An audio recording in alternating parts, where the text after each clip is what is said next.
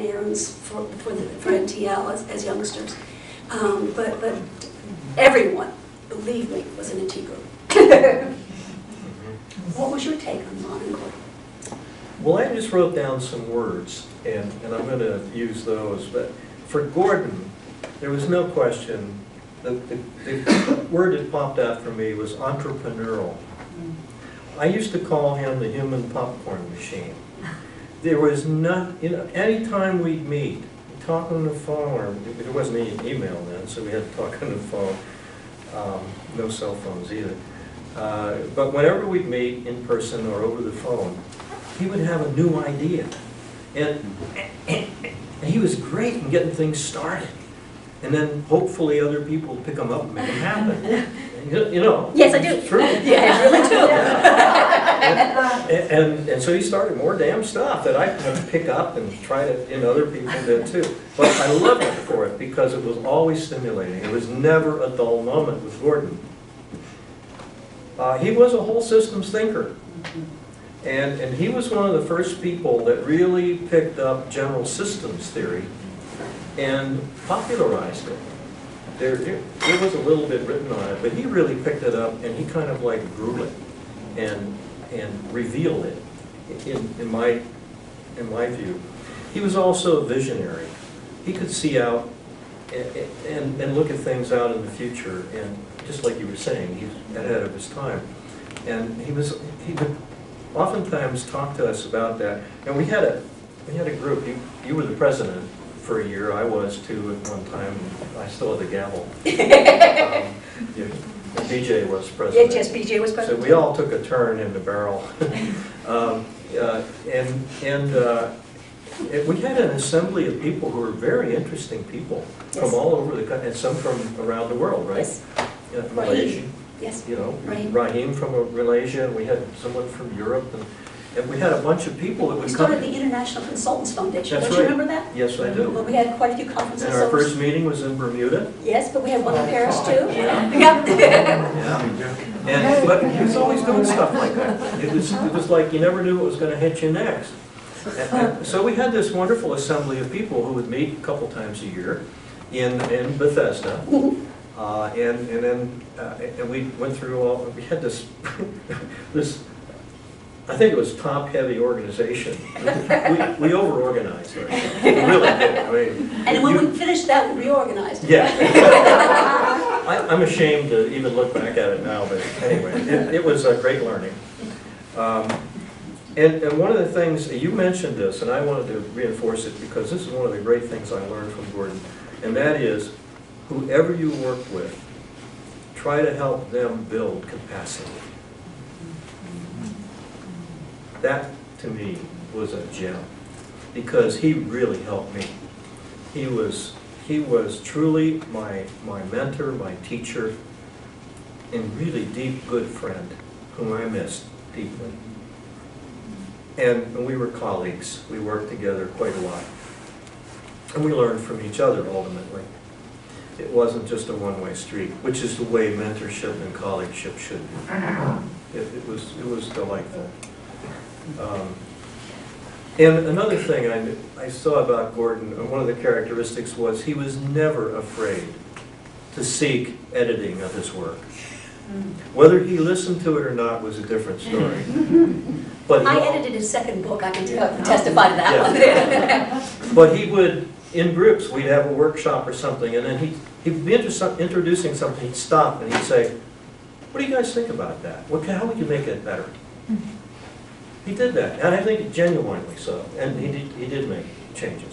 And so he was practicing renewal. He was practicing inviting feedback and modeling how to accept it gracefully, even when he disagreed with it. So those are things I remember about Gordon. There's so much. Oh, I do remember one thing, and this is nothing about character.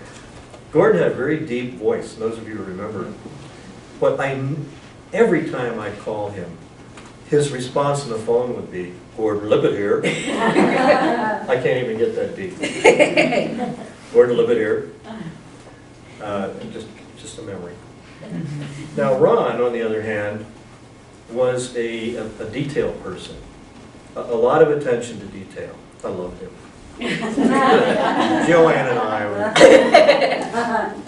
And he was the person who taught me about future-based planning. Ron was an advocate of future-based planning, sort of the forerunner of a lot of the future-based stuff that we see today. He and his colleague Eva Schindler-Raymond did a lot of large group interventions with future-based planning back in those days. And some of his exercises are still in Future Search and are recognized as They absolutely, yeah. Ron picked, because Ron was a good friend of Ron's. Marv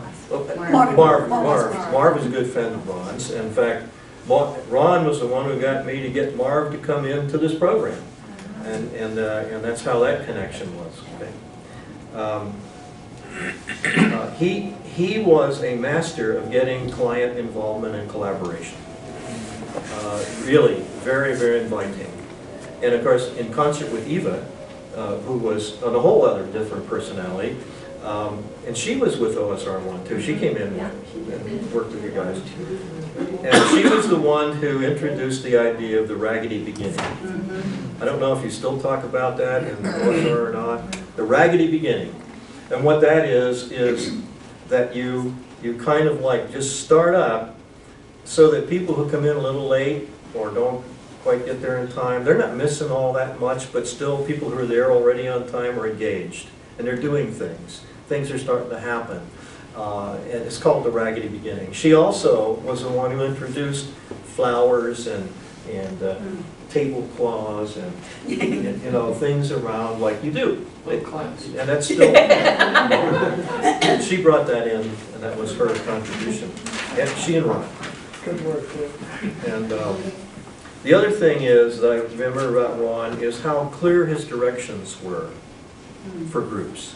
He gave clarity of direction, and he always gave rationale. There was no, and I learned a lot about that because I had seen manipulators, team builders who didn't do that, right? Yes. And he did that. He was really good at that. So those were some of the great learnings from those two folks. Let me just add on Ron, I think he was one of the earliest proponents of social networking that could ever, you know, and it wasn't called that then, and when you see what it is now, obviously it's a strong contribution, but he really wasn't, I mean, everybody would tell stories, he always had people over to his home and he always make a soup, right. And he was quite a chef, and that was part of his building of a social network in Ann Arbor. The organization that you have, the one you used to have in your room, your living room when you lived in Mercer Island, that was a model that he started. Came out of Ron when he used to do Sunday nights in Ann Arbor. Correct. With Kathy Danmiller and Exactly. Gary Kusela and Jill Thompson. And you're still doing that work. No, it's ended to a couple of years. You're not, but I mean the remnants of that Yeah. still occur. Yeah. You just told us about it tonight, Yeah. right? With the consulting, Yeah.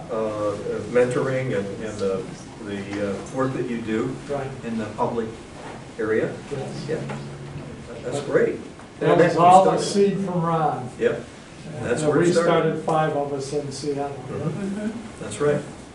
How Okay, many years did that go on? 20.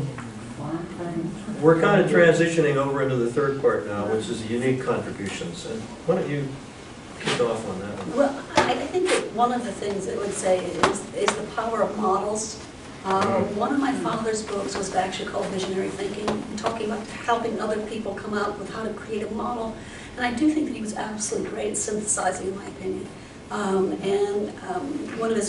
He wrote one of the early books on call organization renewal.